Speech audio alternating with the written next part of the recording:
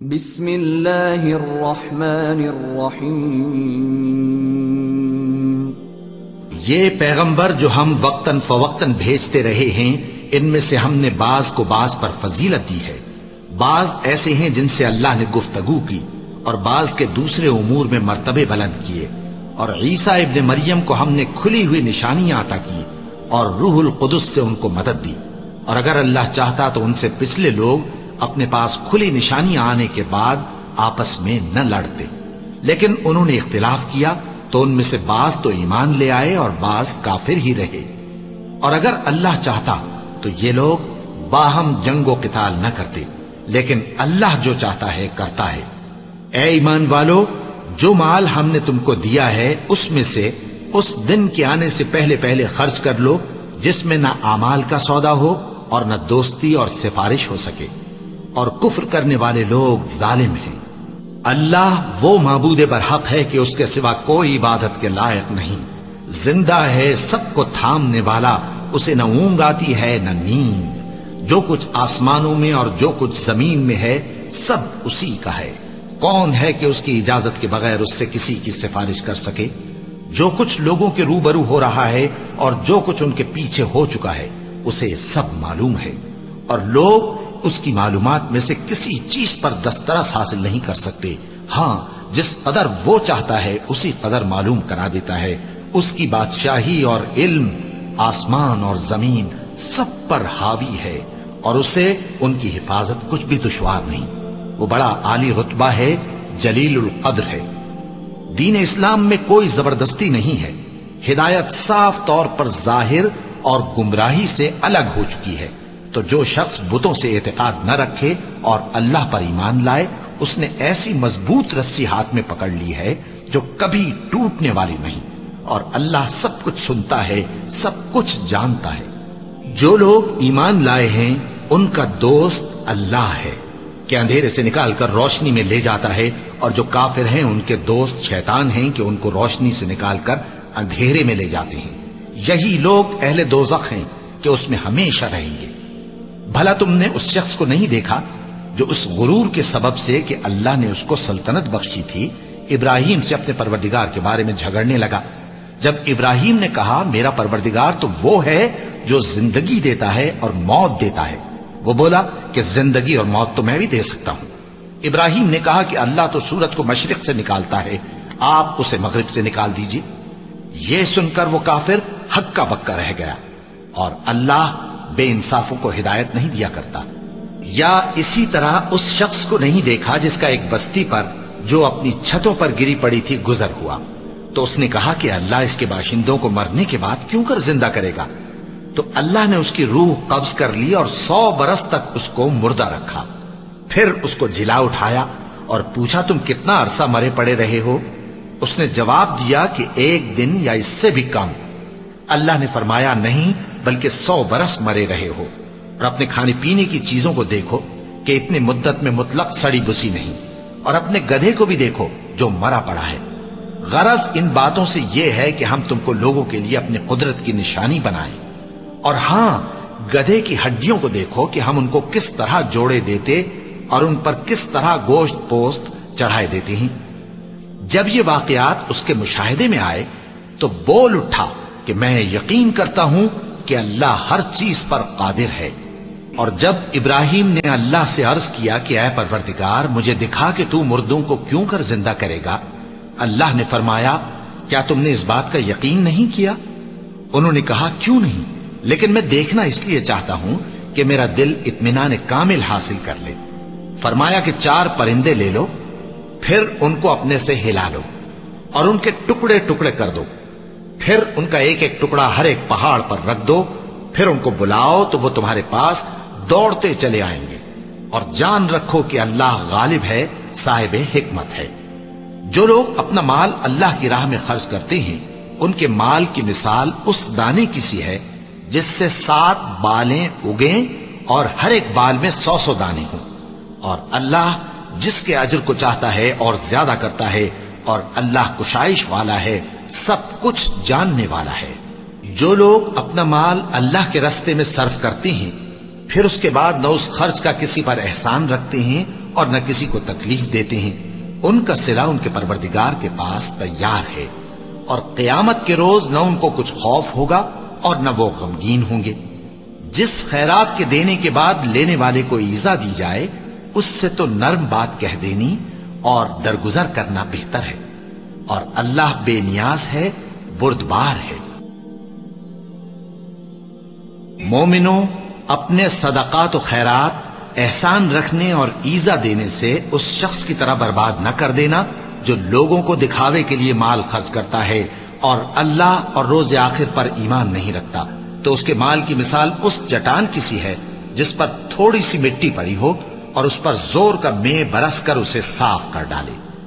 اسی طرح یہ ریاکار لوگ اپنے اعمال کا کچھ بھی صلہ حاصل نہیں کر سکیں گے، اور اللہ ایسے ناشکروں کو ہدایت نہیں دیا کرتا۔ اور جو لوگ اللہ کی خوشنودی حاصل کرنے کے لیے اور خلوص نیت سے اپنا مال خرچ کرتے ہیں، ان کی مثال ایک باغ کی سی ہے جو اونچی جگہ پر واقع ہو، جب اس پر زور کا مے پڑے تو دگنا پھل لائے، پھر اگر مے نہ بھی پڑے تو خیر پھوار ہی صحیح، اور اللہ تمہارے کاموں کو دیکھ رہا ہے۔ بھلا تم میں کوئی یہ چاہتا ہے کہ اس کا کھجوروں اور انگوروں کا باغ ہو جس میں نہریں بہ رہی ہوں اور اس میں اس کے لیے ہر قسم کے میوے موجود ہوں، اور اسے بڑھاپا آ پکڑے اور اس کے ننھے ننھے بچے بھی ہوں، تو ناگہاں اس باغ پر آگ کا بھرا ہوا بگولا چلے، پس وہ جل جائے۔ اس طرح اللہ تم سے اپنی آیتیں کھول کھول کر بیان فرماتا ہے تاکہ تم سوچو اور سمجھو۔ مومنوں، جو پاکیزہ اور عمدہ مال تم کماتے ہو اور جو چیزیں ہم تمہارے لیے زمین سے نکالتے ہیں، ان میں سے اللہ کی راہ میں بھی خرچ کرو، اور بری اور ناپاک چیزیں دینے کا قصد نہ کرنا کہ اگر وہ چیزیں تمہیں دی جائیں تو بجز اس کے کہ لیتے وقت آنکھیں بند کر لو، ان کو کبھی نہ لو، اور جان رکھو کہ اللہ بے نیاز ہے، خوبیوں والا ہے۔ شیطان تمہیں تنگ دستی کا خوف دلاتا اور بے حیائی کے کام کرنے کو کہتا ہے، اور اللہ تم سے اپنی بخشش اور رحمت کا وعدہ کرتا ہے، اور اللہ کشائش والا ہے، سب کچھ جاننے والا ہے۔ وہ جس کو چاہتا ہے دانائی بخشتا ہے، اور جس کو دانائی ملی بے شک اس کو بڑی نعمت ملی۔ اور نصیحت تو وہی لوگ قبول کرتے ہیں جو عقل مند ہیں، اور تم اللہ کی راہ میں جس طرح کا خرچ کرو یا کوئی نذر مانو، اللہ اس کو جانتا ہے، اور ظالموں کا کوئی مددگار نہ ہوگا۔ اگر تم خیرات ظاہر کر کے دو تو وہ بھی خوب ہے، اور اگر پوشیدہ دو اور دو بھی ضرورت مندوں کو تو یہ تمہارے لیے بہتر ہے، اور اس طرح کا دینا تمہارے گناہوں کو بھی دور کرے گا، اور اللہ کو تمہارے سب کاموں کی خبر ہے۔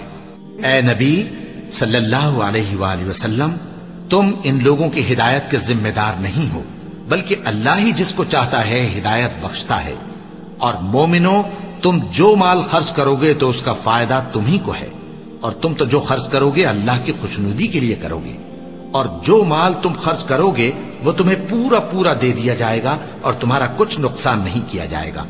اور ہاں، تم جو خرچ کرو گے تو ان حاجت مندوں کے لیے جو اللہ کی راہ میں رکے بیٹھے ہیں اور ملک میں کسی طرف جانے کی طاقت نہیں رکھتے اور مانگنے سے آر رکھتے ہیں، یہاں تک کہ نہ مانگنے کی وجہ سے ناواقف شخص ان کو تونگر خیال کرتا ہے، اور تم قیافے سے ان کو صاف پہچان لو کہ حاجت مند ہیں، اور شرم کے سبب لوگوں سے منہ پھوڑ کر اور لپٹ کر نہیں مانگ سکتے۔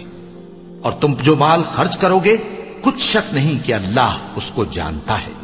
جو لوگ اپنا مال رات اور دن اور پوشیدہ اور ظاہر اللہ کی راہ میں خرچ کرتے رہتے ہیں، ان کا صلہ ان کے پروردگار کے پاس ہے، اور ان کو قیامت کے دن نہ کسی طرح کا خوف ہوگا اور نہ غم۔ جو لوگ سود کھاتے ہیں وہ قبروں سے اس طرح حواس باختہ اٹھیں گے جیسے کسی کو جن نے لپٹ کر دیوانہ بنا دیا ہو، یہ اس لیے کہ وہ کہتے ہیں کہ سودا بیچنا بھی تو نفع کے لحاظ سے ویسا ہی ہے جیسے سود لینا، حالانکہ سودے کو اللہ نے حلال کیا ہے اور سود کو حرام۔ تو جس شخص کے پاس اللہ کی نصیحت پہنچی اور وہ سود لینے سے باز آ گیا تو جو پہلے ہو چکا وہ اس کا، اور قیامت میں اس کا معاملہ اللہ کے سپرد، اور جو پھر لینے لگا تو ایسے لوگ دوزخی ہیں کہ ہمیشہ دوزخ میں جلتے رہیں گے۔ اللہ سود کو نابود یعنی بے برکت کرتا اور خیرات کی برکت کو بڑھاتا ہے، اور اللہ کسی ناشکر گناہگار کو دوست نہیں رکھتا۔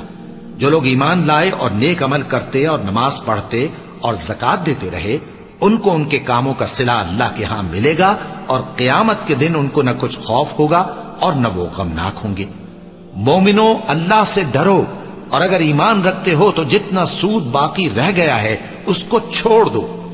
پھر اگر ایسا نہ کرو گے تو تم اللہ اور اس کے رسول کی طرف سے اعلان جنگ سن لو، اور اگر توبہ کر لو گے اور سود چھوڑ دو گے تو تم کو اپنی اصل رقم لینے کا حق ہے، جس میں نہ اوروں کا نقصان اور نہ تمہارا نقصان۔ اور اگر قرض لینے والا تنگ دست ہو تو اسے کشائش کے حاصل ہونے تک مہلت دو، اور اگر زر قرض بخش دو تو وہ تمہارے لیے زیادہ اچھا ہے، بشرطے کہ سمجھو۔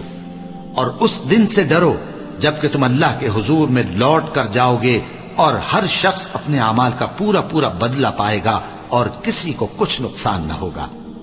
مومنو، جب تم آپس میں کسی میعاد معین کے لیے قرض کا معاملہ کرنے لگو تو اس کو لکھ لیا کرو، اور لکھنے والا تم میں کسی کا نقصان نہ کرے بلکہ انصاف سے لکھے۔ نیز لکھنے والا جیسا اللہ نے اسے سکھایا ہے لکھنے سے انکار بھی نہ کرے اور دستاویز لکھ دے، اور جو شخص قرض لے وہی دستاویز کا مضمون بول کر لکھوائے، اور اللہ سے کہ اس کا مالک ہے خوف کرے، اور زر قرض میں سے کچھ کم نہ لکھوائے۔ اور اگر قرض لینے والا کم عقل یا ضعیف ہو یا مضمون لکھوانے کی قابلیت نہ رکھتا ہو تو جو اس کا ولی ہو وہ انصاف کے ساتھ مضمون لکھوائے، اور اپنے میں سے 2 مردوں کو ایسے معاملے کے گواہ کر لیا کرو، اور اگر 2 مرد نہ ہوں تو 1 مرد اور 2 عورتیں جن کو تم گواہ پسند کرو کافی ہیں، کہ اگر ان میں سے ایک بھول جائے گی تو دوسری اسے یاد دلا دے گی۔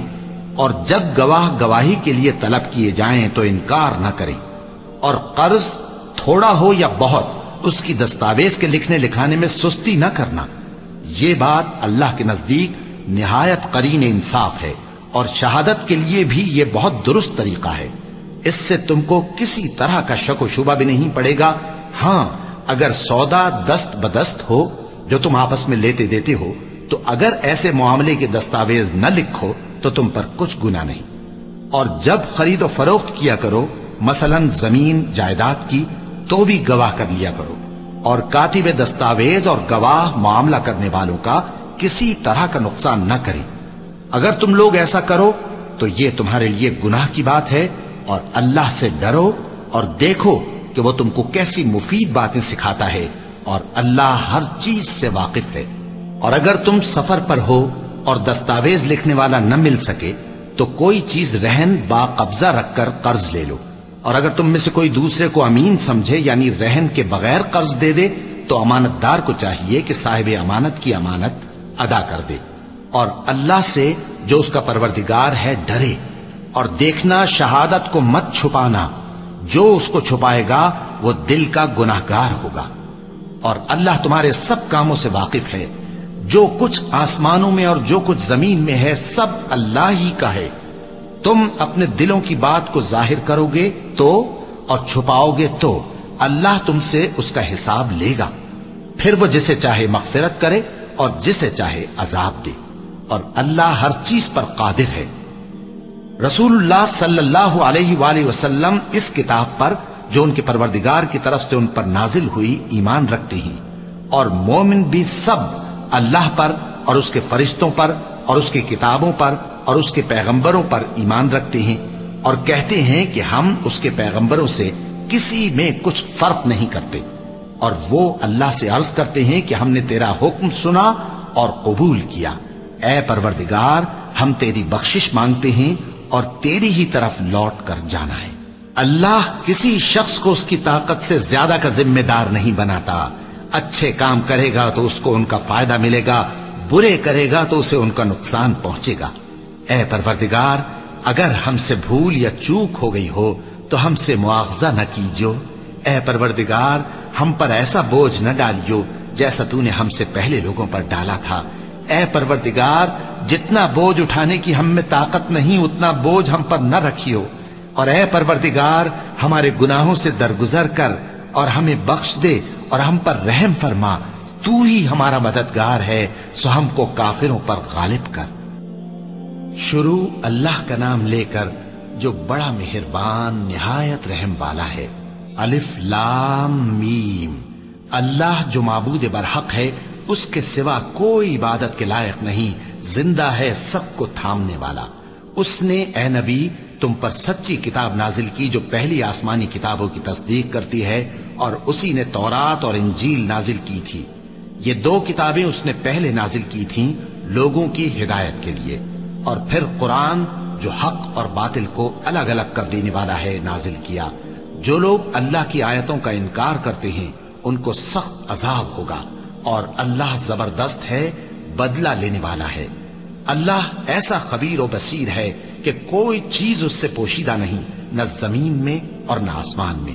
وہی تو ہے جو ماں کے پیٹ میں جیسی چاہتا ہے تمہاری صورتیں بناتا ہے، اس غالب حکمت والے کے سوا کوئی عبادت کے لائق نہیں۔ اے پیغمبر، وہی تو ہے جس نے تم پر یہ کتاب نازل کی جس کی بعض آیتیں محکم ہیں اور وہی اصل کتاب ہے، اور بعض دوسری متشابہ ہیں۔ تو جن لوگوں کے دلوں میں کجی ہے وہ متشابہات کا اتباع کرتے ہیں تاکہ فتنہ برپا کریں اور مراد اصلی کا پتہ لگائیں، حالانکہ مراد اصلی اللہ کے سوا کوئی نہیں جانتا۔ اور جو لوگ علم میں گہری نظر رکھتے ہیں وہ یہ کہتے ہیں کہ ہم ان پر ایمان لائے۔ یہ سب آیات ہمارے پروردگار کی طرف سے ہیں، اور نصیحت تو عقل مند ہی قبول کرتے ہیں۔ اے پروردگار، جب تو نے ہمیں ہدایت بخشی ہے تو اس کے بعد ہمارے دلوں میں کجی نہ پیدا کر دیجو، اور ہمیں اپنے ہاں سے رحمت عطا فرما، تو بڑا عطا فرمانے والا ہے۔ اے پروردگار، تو اس روز جس کے آنے میں کچھ بھی شک نہیں سب لوگوں کو اپنے حضور میں جمع کر لے گا۔ بے شک اللہ خلاف وعدہ نہیں کرتا۔ جو لوگ کافر ہوئے اس دن نہ تو ان کا مال ہی اللہ کے عذاب سے ان کو بچا سکے گا اور نہ ان کی اولاد ہی کچھ کام آئے گی، اور یہ لوگ آتش جہنم کا ایندھن ہوں گے۔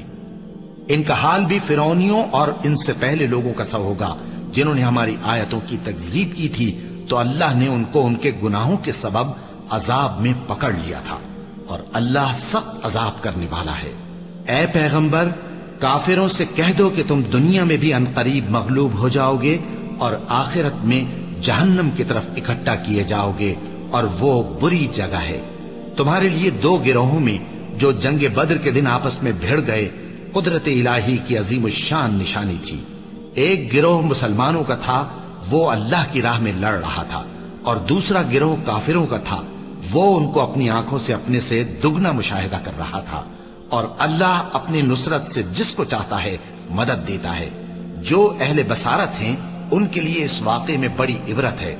لوگوں کو ان کی خواہشوں کی چیزیں یعنی عورتیں اور بیٹے اور سونے اور چاندی کے بڑے بڑے ڈھیر اور نشان لگے ہوئے گھوڑے اور مویشی اور کھیتی بڑی زینت دار معلوم ہوتی ہیں، مگر یہ سب دنیا ہی کی زندگی کے سامان ہیں، اور اللہ کے پاس بہت اچھا ٹھکانہ ہے۔ اے پیغمبر، ان سے کہو کہ بھلا میں تم کو ایسی چیز بتاؤں جو ان چیزوں سے کہیں اچھی ہو؟ سنو، جو لوگ پرہیزگار ہیں ان کے لیے اللہ کے ہاں باغات بہشت ہیں جن کے نیچے نہریں بہ رہی ہیں، ان میں وہ ہمیشہ رہیں گے، اور پاکیزہ بیویاں ہیں، اور سب سے بڑھ کر اللہ کی خوشنودی۔ اور اللہ اپنے سب بندوں کو دیکھ رہا ہے جو اللہ سے التجا کرتے ہیں کہ اے پروردگار، ہم ایمان لے آئے سو ہم کو ہمارے گناہ معاف فرما اور ہم کو دوزخ کے عذاب سے محفوظ رکھ۔ یہ وہ لوگ ہیں جو مشکلات میں صبر کرتے اور سچ بولتے اور عبادت میں لگے رہتے اور نیکی میں خرچ کرتے اور اوقات سحر میں گناہوں کی معافی مانگا کرتے ہیں۔ اللہ تو اس بات کی گواہی دیتا ہے کہ اس کے سوا کوئی معبود نہیں، اس حال میں کہ وہ انصاف کا حاکم ہے، اور فرشتے اور علم والے بھی گواہی دیتے ہیں کہ اس غالب حکمت والے کے سوا کوئی لائق عبادت نہیں۔ دین تو اللہ کے نزدیک اسلام ہی ہے، اور اہل کتاب نے جو اس دین سے اختلاف کیا تو علم حاصل ہونے کے بعد آپس کی ضد سے کیا، اور جو شخص اللہ کی آیتوں کو نہ مانے تو اللہ جلد حساب لینے والا ہے۔ اے پیغمبر، پس اگر یہ لوگ تم سے جھگڑنے لگیں تو کہنا کہ میں اور میرے پیرو تو اللہ کے فرمانبردار ہو چکے، اور اہل کتاب اور ان پڑھ لوگوں سے کہو کہ کیا تم بھی اللہ کے فرمانبردار بنتے اور اسلام لاتے ہو؟ پس اگر یہ لوگ اسلام لے آئیں تو بے شک ہدایت پالیں، اور اگر تمہارا کہا نہ مانے تو تمہارا کام صرف اللہ کا پیغام پہنچا دینا ہے۔ اور اللہ اپنے بندوں کو دیکھ رہا ہے۔ جو لوگ اللہ کی آیتوں کو نہیں مانتے اور انبیاء کو ناحق قتل کرتے رہے ہیں اور جو انصاف کرنے کا حکم دیتے ہیں انہیں بھی مار ڈالتے ہیں، ان کو دکھ دینے والے عذاب کی خوشخبری سنا دو۔ یہ ایسے لوگ ہیں جن کے اعمال دنیا اور آخرت دونوں میں برباد ہیں اور ان کا کوئی مددگار نہیں ہوگا۔ بھلا تم نے ان لوگوں کو نہیں دیکھا جن کو کتاب یعنی تورات سے حصہ دیا گیا اور وہ اس کتاب اللہ یعنی قرآن کی طرف بلائے جاتے ہیں تاکہ یہ ان کے تنازعات کا ان میں فیصلہ کر دے، تو ایک فریق ان میں سے پھر جاتا ہے اور منہ پھیر لیتا ہے، یہ اس لیے کہ یہ اس بات کے قائل ہیں کہ دوزخ کی آگ ہمیں چند روز کے سوا چھو ہی نہیں سکے گی، اور جو کچھ یہ دین کے بارے میں بہتان باندھتے رہے ہیں اس نے ان کو دھوکے میں ڈال رکھا ہے۔ تو اس وقت کیا حال ہوگا جب ہم ان کو جمع کریں گے، یعنی اس روز جس کے آنے میں کچھ بھی شک نہیں، اور ہر نفس اپنے اعمال کا پورا پورا بدلہ پائے گا اور ان پر ظلم نہیں کیا جائے گا۔ کہو کہ اے اللہ، اے بادشاہی کے مالک، تو جس کو چاہے بادشاہی بخشے اور جس سے چاہے بادشاہی چھین لے، اور جس کو چاہے عزت دے اور جسے چاہے ذلیل کرے۔ ہر طرح کی بھلائی تیرے ہی ہاتھ ہے اور بے شک تو ہر چیز پر قادر ہے۔ تو ہی رات کو دن میں داخل کرتا اور تو ہی دن کو رات میں داخل کرتا ہے، تو ہی بے جان سے جاندار پیدا کرتا ہے اور تو ہی جاندار سے بے جان پیدا کرتا ہے، اور تو ہی جس کو چاہتا ہے بے حساب رزق بخشتا ہے۔ مومنوں کو چاہیے کہ مومنوں کے سوا کافروں کو دوست نہ بنائے، اور جو ایسا کرے گا اس سے اللہ کا کچھ عہد نہیں۔ ہاں، اگر اس طریق سے تم ان کے شر سے بچاؤ کی صورت پیدا کرو تو مذائقہ نہیں۔ اور اللہ تم کو اپنے غضب سے ڈراتا ہے اور اللہ ہی کی طرف تم کو لوٹ کر جانا ہے۔ اے پیغمبر، لوگوں سے کہہ دو کہ کوئی بات تم اپنے دلوں میں مخفی رکھو یا اسے ظاہر کرو، اللہ اس کو جانتا ہے، اور جو کچھ آسمانوں میں اور جو کچھ زمین میں ہے اس کو سب کی خبر ہے، اور وہ ہر چیز پر قادر ہے۔ جس دن ہر شخص اپنی کی ہوئی نیکی کو موجود پا لے گا اور اپنی برائی کو بھی دیکھ لے گا تو آرزو کرے گا کہ اے کاش اس میں اور اس برائی میں دور کی مسافت ہو جاتی، اور اللہ تم کو اپنے غضب سے ڈراتا ہے اور اللہ اپنے بندوں پر نہایت مہربان ہے۔ اے پیغمبر، لوگوں سے کہہ دو کہ اگر تم اللہ کو دوست رکھتے ہو تو میری پیروی کرو، اللہ بھی تمہیں دوست رکھے گا اور تمہارے گناہ معاف کر دے گا، اور اللہ بخشنے والا ہے، مہربان ہے۔ کہہ دو کہ اللہ اور اس کے رسول کا حکم مانو، پس اگر وہ نہ مانے تو اللہ بھی کافروں کو دوست نہیں رکھتا۔ اللہ نے آدم اور نوح اور خاندان ابراہیم اور خاندان عمران کو تمام جہان کے لوگوں میں سے منتخب فرمایا تھا، ان میں سے بعض بعض کی اولاد تھے، اور اللہ سننے والا ہے، جاننے والا ہے۔ وہ وقت یاد کرنے کے لائق ہے جب عمران کی بیوی نے کہا کہ اے پروردگار، جو بچہ میرے پیٹ میں ہے میں اس کو تیری نذر کرتی ہوں، اسے دنیا کے کاموں سے آزاد رکھوں گی، تو اسے میری طرف سے قبول فرما، تو سننے والا ہے، جاننے والا ہے۔ پھر جب ان کے ہاں بچہ پیدا ہوا تو کہنے لگی کہ پروردگار، میرے تو لڑکی ہوئی ہے، جبکہ اللہ خوب جانتا تھا جو ان کے ہاں ولادت ہوئی تھی، اور نہ ہوتا لڑکا مانند اس لڑکی کے۔ اور کہنے لگی میں نے اس کا نام مریم رکھا ہے، اور میں اس کو اور اس کی اولاد کو شیطان مردود سے تیری پناہ میں دیتی ہوں۔ تو اس کے پروردگار نے اس کو پسندیدگی کے ساتھ قبول فرمایا اور اسے اچھی طرح پرورش کیا، اور زکریا کو اس کا کفیل بنایا۔ زکریا جب کبھی عبادت گاہ میں اس کے پاس جاتے تو اس کے پاس کھانا پاتے۔ یہ کیفیت دیکھ کر ایک دن مریم سے پوچھنے لگے کہ مریم، یہ کھانا تمہارے پاس کہاں سے آتا ہے؟ وہ بولی کہ اللہ کے ہاں سے آتا ہے، بے شک اللہ جسے چاہتا ہے بے حساب رزق دیتا ہے۔ اس وقت زکریا نے اپنے پروردگار کو پکارا، عرض کی کہ پروردگار، مجھے اپنی طرف سے اولاد صالح عطا فرما، تو بے شک دعا سننے والا ہے۔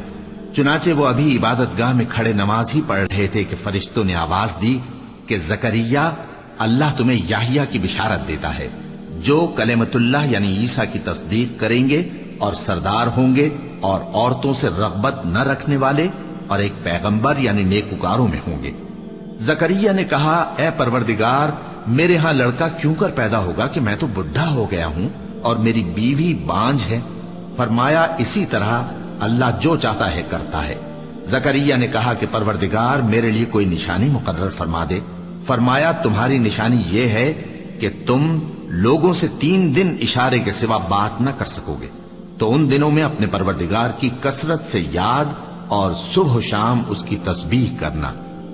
اور جب فرشتوں نے مریم سے کہا کہ مریم، اللہ نے تم کو برگزیدہ کیا ہے اور تمہیں پاک بنایا ہے اور دنیا جہان کی عورتوں میں سے تم کو منتخب کیا ہے، اے مریم اپنے پروردگار کی فرما برداری کرنا اور سجدہ کرنا اور رکوع کرنے والوں کے ساتھ رکوع کرنا۔ اے نبی، یہ باتیں اخبار غیب میں سے ہیں جو ہم تمہارے پاس بھیجتے ہیں۔ اور جب وہ لوگ اپنے قلم بطور قرعہ ڈال رہے تھے کہ مریم کا کفیل کون بنے، تو تم ان کے پاس نہیں تھے، اور نہ اس وقت ہی ان کے پاس تھے جب وہ آپس میں جھگڑ رہے تھے۔ وہ وقت بھی یاد کرنے کے لائق ہے جب فرشتوں نے مریم سے کہا کہ مریم، اللہ تم کو اپنی طرف سے ایک کلمے کی بشارت دیتا ہے جس کا نام مسیح اور مشہور عیسیٰ ابن مریم ہوگا، اور جو دنیا اور آخرت میں آبرو مند اور مقربین میں سے ہوگا، اور ماں کی گود میں اور بڑی عمر کا ہو کر دونوں حالتوں میں لوگوں سے یکساں گفتگو کرے گا اور نیکوکاروں میں ہوگا۔ مریم نے کہا کہ پروردگار، میرے ہاں بچہ کیوں کر ہوگا کہ کسی انسان نے مجھے ہاتھ تک تو لگایا نہیں۔ فرمایا کہ اللہ اسی طرح جو چاہتا ہے پیدا کرتا ہے، جب وہ کوئی کام کرنا چاہتا ہے تو ارشاد فرما دیتا ہے کہ ہو جا، تو وہ ہو جاتا ہے۔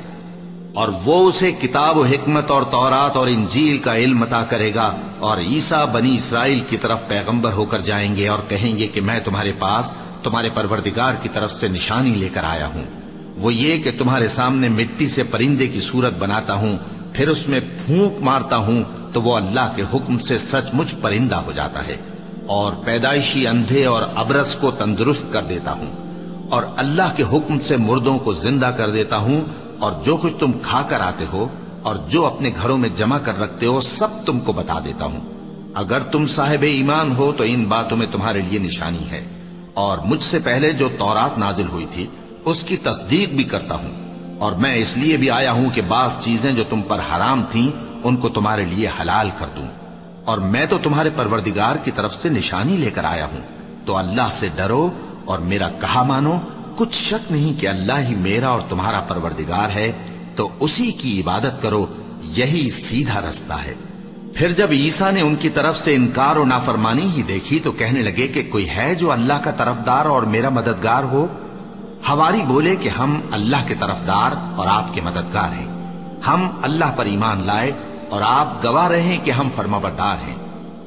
اے پروردگار، جو کتاب تو نے نازل فرمائی ہے ہم اس پر ایمان لے آئے اور تیرے پیغمبر کے متبع ہو چکے، تو ہم کو ماننے والوں میں لکھ رکھ۔